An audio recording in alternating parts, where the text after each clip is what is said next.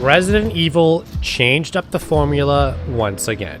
In 2005, they swapped from the regular camera angle to over the shoulder. In 2017, they swapped again, this time to first person. Not the first time they've ever done that in Capcom for Resident Evil, but technically the first time. This is Resident Evil 7. Don't go away.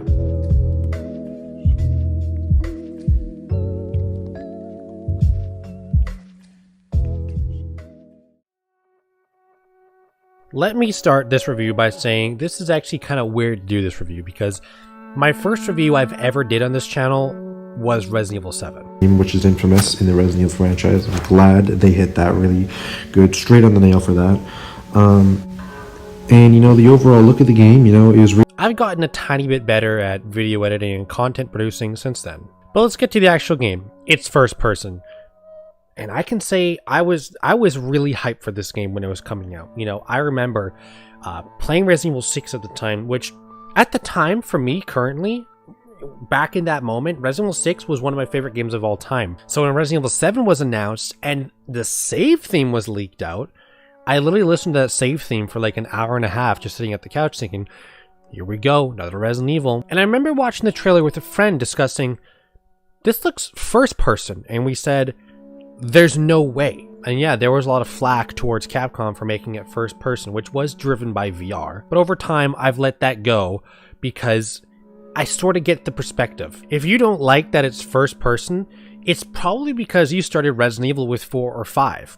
The same way that the people who started Resident Evil with 0, 1, 2, or 3 or Code Veronica didn't like 4 because it was different. To me, I do like this game. First person, I'm not a big fan of it all. First person derails the character quite a bit. Look at the posters on my wall of my favorite games of all time. Could you imagine if The Witcher 3 or Life is Strange was first person? And yeah, I literally had to re-record this because I mentioned BioShock Infinite and I realized that game actually is first person. Which also makes me realize that just Ethan the character and how he was written and voice acted was absolute garbage, because Booker DeWitt in BioShock Infinite is an absolutely amazing character for being first person. But now that we got pretty much the major controversy out of the way, let's get into the game, which is 99% I like. First off, it's a lot more horror based. 4 brought in a little bit of action, 5 hammered the action, and 6 was all action. So Capcom did bring it back a bit with puzzles, with horror, and not jump scare horror. Sure, there are jump scares done right in this game, but atmospheric horror. You know, it's based on, you know, your surroundings and the atmosphere, which is good.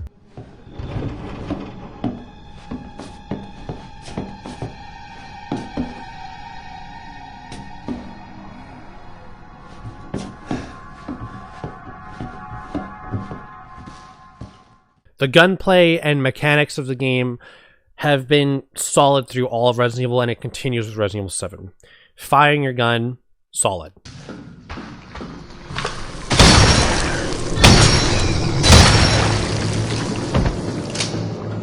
The overall mechanics of how it works, you know, you're able to block, pretty much, you know, everything's pretty good. Like, it's all smooth. It's nothing, like, unbelievably breaking, but I liked it. The story is, it's okay.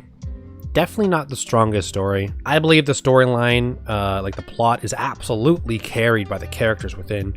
The Bakers, awesome. I mean, Lucas, Marguerite, and Joe. Each one of them, absolutely unique. You get to kill them in unique ways. They're just completely different boss fights. It's just those 3 characters of antagonists.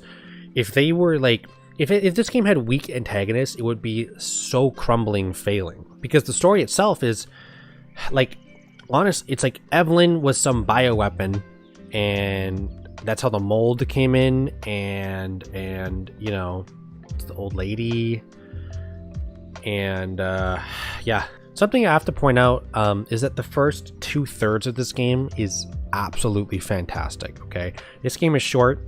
Okay, I have played this game a lot before. My most recent run through, which was I did in anticipation of this review, was about 5.5 hours long. So, which I did in VR nonetheless. But the first 2/3 of this game, absolutely great. Everything to do with the mansion, everything to do with the swamp, great.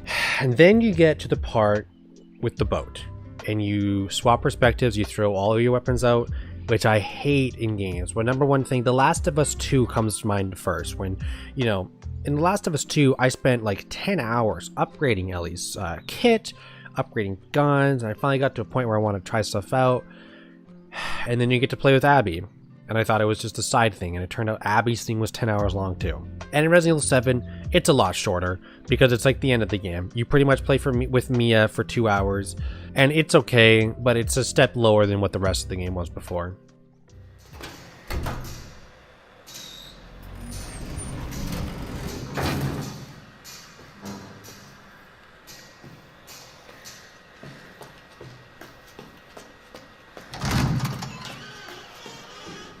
Under presentation, I feel like I should give the Baker Estate or the Baker Mansion, whatever you want to call it, because the Baker Estate is truly a great place to play around in. You're playing hide and seek, you're gun shooting, you're doing boss fights in pretty tight areas. I'm gonna get you.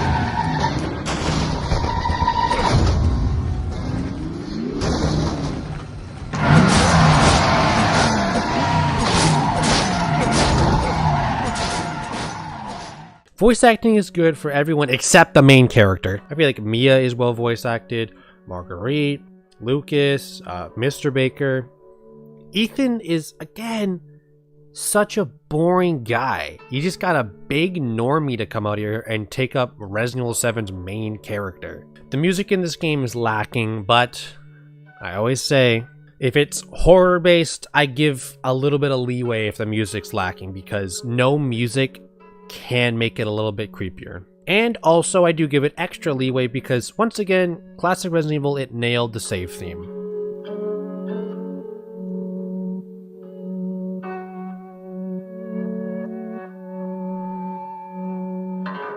Arguably, if I'm not talking about Ethan, the main character, I'm probably talking about the enemies.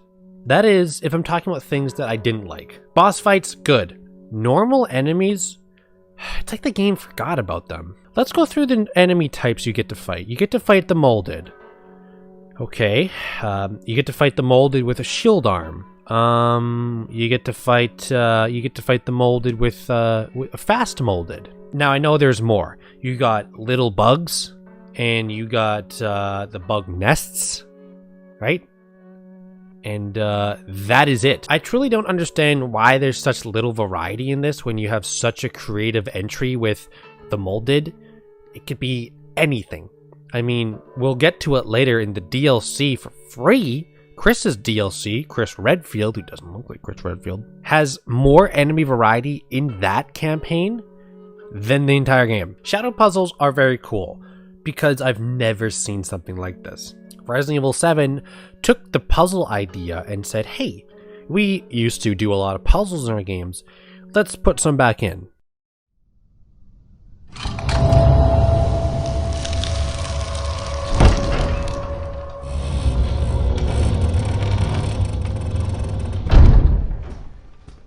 Under overall impact, I gotta say, I think this game is underrated, honestly. Yes, I know that the main tagline that follows this game is, it's not Resident Evil. This is not my Resident Evil. But that same tagline was applied by Resident Evil veterans to Resident Evil 4 when it was released. Even I had my reservations about this game, but as the years passed, I just started to like the game more and more. Still not a fan of first person though. I know they're doing first person with 8. I hope they sort of do something similar to 5 next. Big hot take right there. I mean, if you ask any Resident Evil fan, if you could choose any game you want next, I would say make it like 5 or Code Veronica. Something that, whether you want to give the credit to the game or to me, but I remembered a lot about this game. Like I said, when it first came out, I played it a lot. I played it about 2-3 times, then I sped ran the game, beat it in about 3 hours, which I guess isn't really that fast. But my last save file was from 5 years ago, and going into the game, I legitimately remembered where almost every single item in the game was, where every cutscene was going to activate, where every enemy was. It truly was mind-blowing. This is stuff that I usually only equate to games that I really know, such as Armament RTS, or Resident Evil 4, or King Kong the Game. But little did I know what I played 5 years ago just tattooed into my mind because I started the game like it was like I just finished it yesterday. At the end of the game, you get probably the biggest FU middle finger I've ever seen in the history of Capcom or any game, movie, TV show, book, or I've ever seen.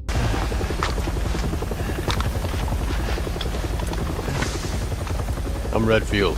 What the hell? Chris Redfield, who was in 3 of the last 4 main games, he was in Code Veronica. He skipped 4, he took a break, then he came back for 5, then he came back for 6, and then he came back for 7 as well. And you start to realize that he is absolutely a normie Chad looking normie. And it's so funny, I remember watching YouTube channels about Resident Evil talking about, oh, the Not a Hero DLC coming out, you know, because he doesn't say Chris Redfield, it just says Redfield here. Maybe it's a long lost brother, okay?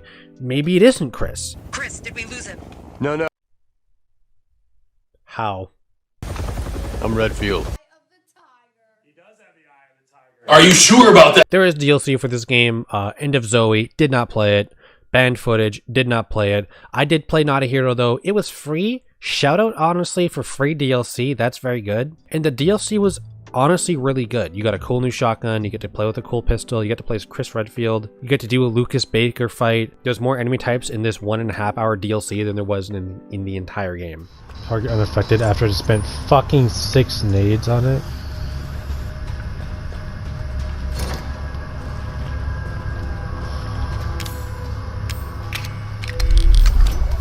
So, rounding my thoughts about Resident Evil 7 for the second time on this channel down.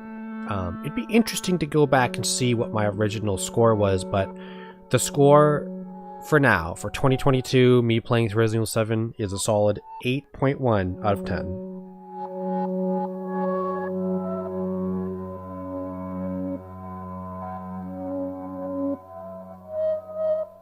So that's it. Resident Evil 7 is down, and honestly, I kind of should have probably waited to play it. Because I still have to play through Revelations 1, Revelations 2, 2 Remake, 3 Remake, the rest of 5, and 6. And then I can do 8.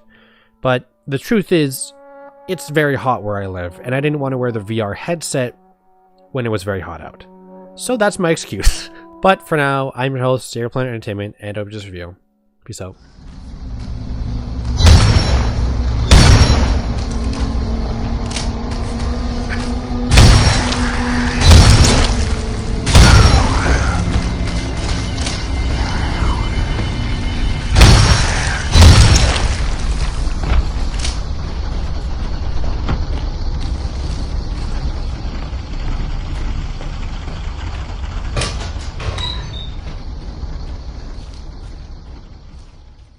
What is up? I know what you're thinking. You're only here for the bonus Easter egg soundtrack I put in at the end of every video. But did you also know I have a donation page under Buy Me a Coffee? Donate whatever you want to my channel and I'll put half that back to an environmental charity. So that's that. Enjoy the music. Peace out.